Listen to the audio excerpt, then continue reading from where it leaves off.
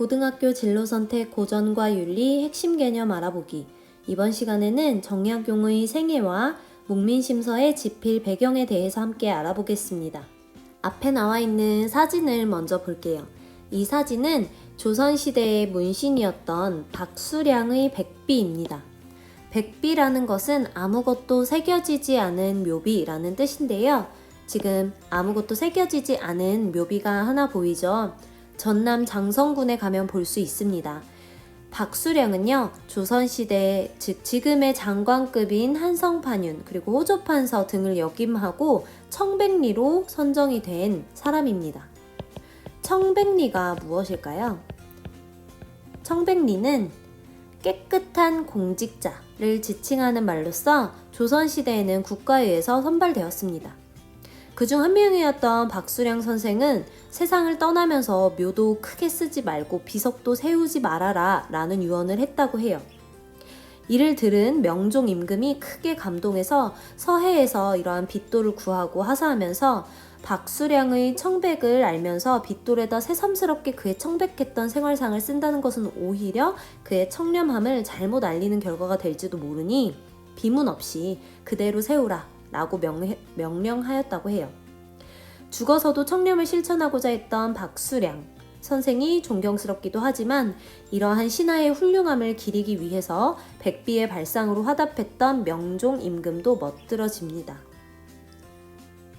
그래서 앞으로 정약용의 목민심서를 함께 읽어보면서 과거로부터 현대에까지 이르는 공직자가 갖추어야 할 기본적인 자세에는 무엇이 있는지 한번 생각해 볼게요. 정약용에 대해서 한번 살펴볼게요. 정약용은 조선 후기에 실학을 집대성했다고 평가받는 사람인데요. 그래서 퇴계 이황 그리고 율곡 이이와 더불어 가장 많이 거론되는 조선시대 학자 중 한 명입니다.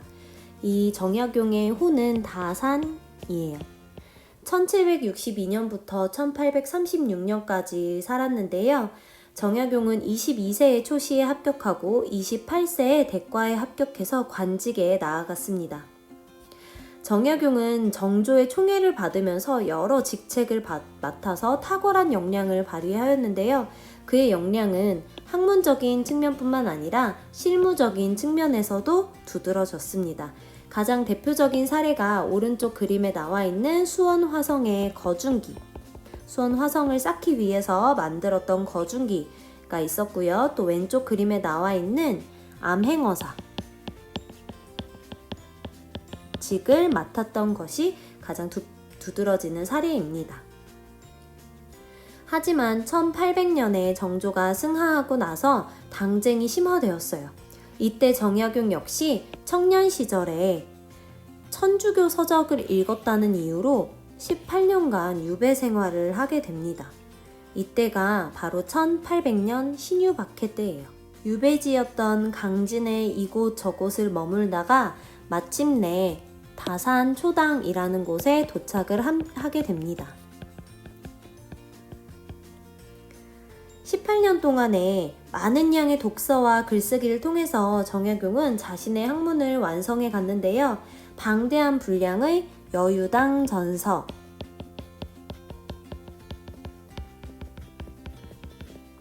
남기기도 했습니다. 여유당이라는 것은요,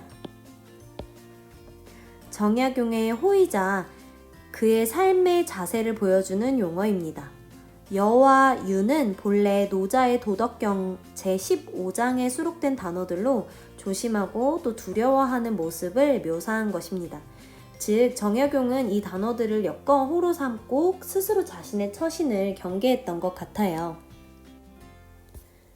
정약용은 손수 지은 묘비명에서 자신의 저술들에 대해 평가하기를 육경과 사서로 자기 몸을 닦고 일표와 이서로 천함이 국가를 다스리니 처음과 끝을 갖추었다. 그러나 알아주는 사람은 적고 나무라는 사람은 많으니 만약 1000명이 인정해주지 않는다면 비록 횃불로 태워버린다고 해도 괜찮을 것이다 라고 이야기하였는데요. 여기서 육경과 사서라는 것은 경전들에 대한 정약용의 해설서들을 가리키는 것이고요. 1표와 2선은 또 대표적인 정약용의 저서를 의미하는 건데요. 1표는 경세유표를 의미하고요. 2선은 묵민심서와 흠흠신서 두 가지가 있습니다. 이렇게 정약용은 방대한 저술을 통해서 기존의 성리학적 틀에서 벗어나 인간을 보다 더 생동감 있고 또 자주적인 존재로 표현하는 실학을 완성해 갔습니다. 그렇다면 우리가 이 단원에서 살펴보려는 목민심서는 어떠한 체제와 내용들로 구성되어 있고 저술 동기는 무엇인지 한번 살펴볼게요. 정약용은 그의 묘비였던 자찬 묘지명에서 이렇게 이야기합니다. 목민심서란 어떤 책인가? 지금의 법제에 근거하여 우리 백성을 다스리는 것이다. 각 편마다 6조씩을 두되 고금을 조사하여 망라하고 간사하며 거짓된 것을 발라내었다. 이 내용들을 목민관에게 제공하면 한 명의 백성이라도 더 은택을 입게 되는 자가 있지 않을까 하는 것이 나 정약용의 마음이다. 어려운 단어들이 조금 보일 텐데요. 각 편마다 6조씩을 두었다는 건 6조는 조선시대에 나랏일을 하던 중앙관청의 부서라고 보시면 돼요. 이 중앙관청의 6조라는 것은 이, 호,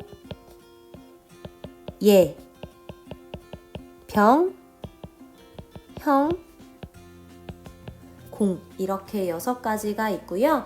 이 6조에서 각각 실무적인 일들을 어떤 것들을 해야 되는지 각 편마다 이야기를 했고 또 고금을 조사하여 망라하였다고 했는데 고금이라는 건 옛날과 지금이라고 생각하면 됩니다.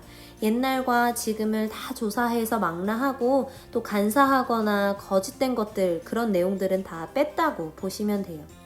그리고 이 저술 동기는 목민관들이 이 목민심서를 읽고 나서 정말 자신의 청렴한 직책의 일들을 잘 수행하다 보면 한 명의 백성이라도 더 은택을 입게 되지 않을까, 더 혜택과 은혜를 입게 되지 않을까라는 것이 정약용의 마음이었다고 해요.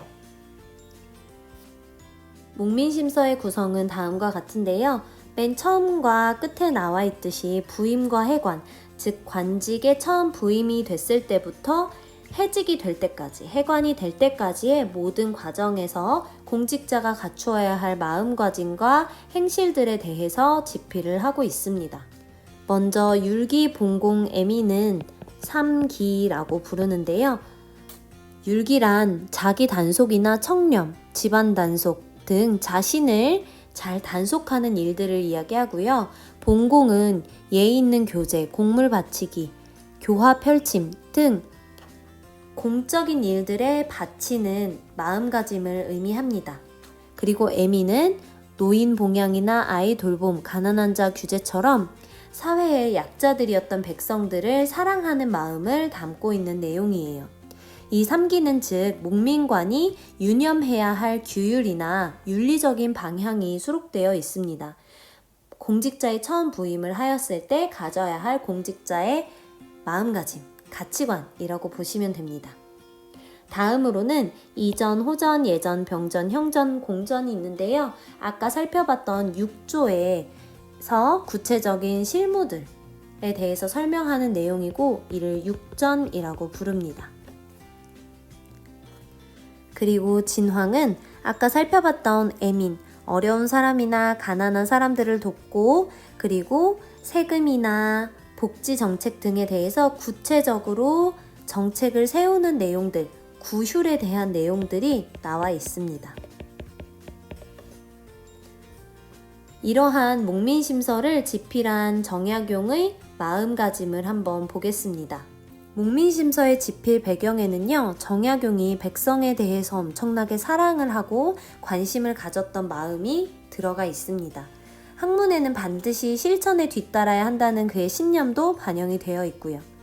그는 이 책의 서문에서 백성을 잘 다스리는 것이 목민의 의지이고 군자가 공부함에 있어서 수시는 절반이고 나머지 절반은 목민이라는 점을 분명히 하였습니다.